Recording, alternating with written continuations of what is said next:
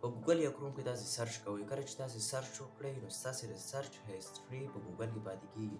یعنې تاسې په ګوګل یا کروم کې د څه شي په اړه معلومات یا پلټون وکړئ، دا ټول معلومات ستاسې په ګوګل څنګه کولی شو چې تاسې دا معلومات یعنې دا د سرچ هیسټري د پرمننټ ټایم لپاره یعنې د دایمي وخت لپاره ډیلیټ.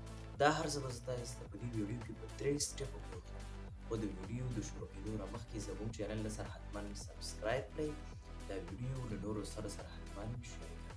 لومړی کله چې تاسې لاړئ ګوګل ته، ګوګل مو اوپن کړه. ګوګل کې مثلا زه سرچ کوم او ورکومه چې بیسټ والپیپر. بیسټ والپیپر دا مې سرچ کوم. اوس مثلا یو بل څه سرچ کوم ورکومه 4K والپیپر.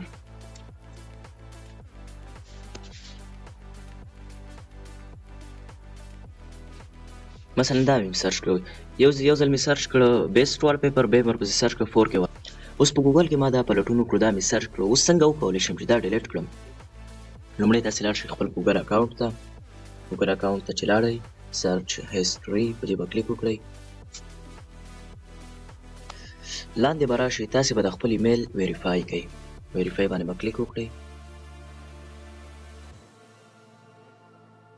دا به کنټینیو کوئ. خپل د موبایل کوډ به ورکوئ یا فنګر.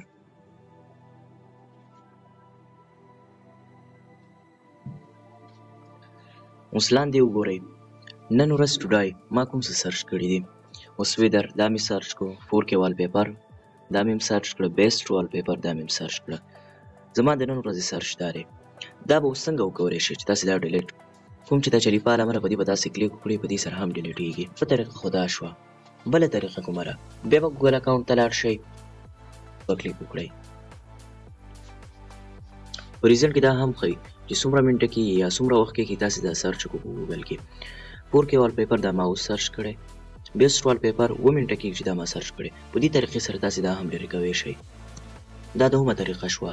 په دریمه طریقه کې به تاسې بیا لاړ شئ ګوګل اکاونټ ته، لاندې به راشئ یور ډیټا ان سرچ، په دې به کلیک وکړئ. کله چې په دې کلیک وکړه، لاندې به راشئ، تاسې کتلی شئ موږ چې په ګوګل کې کوم سرچ کړی او کوم پلټون هم کړی هغه ټوله هیسټري زموږ دلته شته. که له دې ځای څخه تاسې دا ډیلیټ کړو نو پرمننټ ټایم لپاره یعنې دایمي وخت لپاره به په ګوګل کې چې کوم سرچ مونږ کړی و دا اوس په منیج یور سرچ هیسټري په دې به کلیک وکړئ.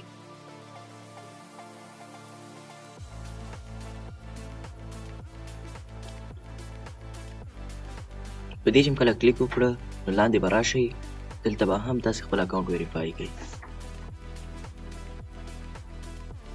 په کنټینیو به کلیک وکړئ.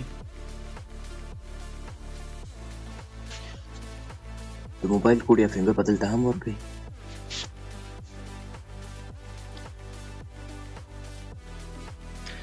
اوس تاسې وګورئ کوم سرچ چې مونږ کړی و هغه ټول دلته شته. په دې چریپا نامه به کلیک وکړئ، دا به ټول ډیلیټ شي. د نن ورځې کوم سرچ چې ما کړی و هغه ټول ډیلیټ شو.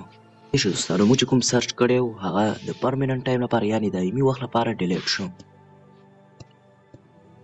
دوستانو ستاسې دا ویډیو خوښ شوي نو حتما دا ویډیو درسره لایک کړئ، کمنټ وکړئ او له نورو ملګرو سره یې حتما شریکه کړئ.